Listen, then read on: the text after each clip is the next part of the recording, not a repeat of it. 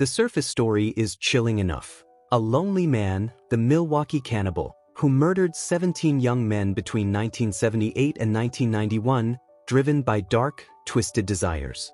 But beneath the headlines and the dramatized Netflix portrayal lies a far more complex and unsettling story, one of profound isolation, systemic failure, and the shadows lurking in plain sight.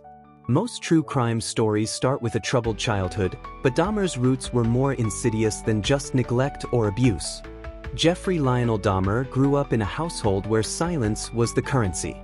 His parents, Lionel and Joyce, were emotionally distant, often embroiled in their own struggles.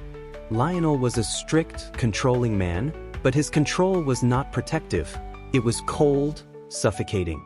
Joyce, battling her own demons, oscillated between withdrawal and bursts of anger. This emotional neglect carved deep fissures in young Jeffrey's psyche. Unlike many serial killers who faced overt trauma, Dahmer's trauma was the absence of nurturing, the void where love should have been. He retreated into his own world, quiet, lonely, and morbidly curious about death. What the Netflix series glossed over was the profound loneliness that defined Dahmer's early years, how it wasn't just a lack of affection but the absence of understanding, a boy craving connection but only finding his own dark fantasies as refuge. Jeffrey's first murder in 1978, strikingly brutal and impulsive, was not just a random act of violence. The victim, Stephen Hicks, was a hitchhiker Dahmer picked up after a party. But what the show missed was the near-miss moments that led to that kill. Dahmer had planned to get help for Hicks after an argument, but his fragile mind snapped under the weight of rejection and his twisted impulses. There's a haunting detail. After killing Hicks, Dahmer called the police himself. This wasn't just a panic move, it was a cry for help from a fractured soul. Yet, no one pieced together what it truly meant. The law enforcement, struggling with limited resources and a growing wave of violence in Milwaukee, treated it as a lone incident. No deeper dive into the psyche of this quiet man who seemed more a troubled loner than a monster. The Netflix series touches on law enforcement's failure to stop Dahmer sooner but simplifies the complexity behind it. Multiple victims had encounters with police before their disappearances, often dismissed due to racial bias or lack of evidence.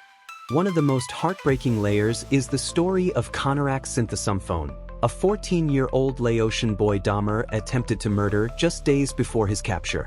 Bystanders and even police officers returned the boy to Dahmer, despite his evident distress and injuries. This moment exposes not just police negligence but a deeper societal failure. How minorities, especially young men of color, were rendered invisible and unworthy of urgent protection. Behind the scenes, officers admitted later they were uncertain what to do with the boy but chose convenience over caution. It's a devastating twist, one that reveals a darker truth about systemic racism and the undervaluing of certain lives. Dahmer was no ordinary killer. His crimes were horrific, yes, but they stemmed from a tortured attempt to create permanence, to stop the loneliness by possessing another person completely.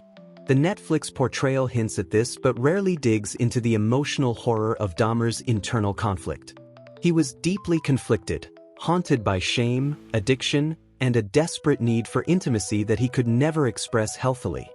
His cannibalism and necrophilia were extreme manifestations of this torment, efforts to control and keep his victims forever. There's a chilling moment in interviews where Dahmer admitted that he sometimes saw his victims as friends, even lovers, in his delusional world. This is not to excuse his actions but to highlight the tragic human collapse beneath the horror. The Netflix series ends with Dahmer's arrest and eventual murder in prison. But what's less known is how, behind bars, Dahmer tried to grapple with his sins. He converted to Christianity, sought redemption, and expressed remorse. A deeply complex man wrestling with his monstrous legacy. Prison officials who interacted with him described a man who was quiet, reflective, and oddly fragile. His death in 1994 by another inmate was brutal, but it cut short a process that might have shed more light on the mind of one of America's most notorious killers. The story of Jeffrey Dahmer is not just about a serial killer but about the cracks in society, how loneliness, neglect, racism, and failure to see the humanity in others can create monsters. The Netflix series delivers the crime. But the real story, the one that keeps haunting us, is about the lives lost, the voices unheard, and the systems that allowed a nightmare to unfold. Subscribe, like, and hit the notification bell for more stories.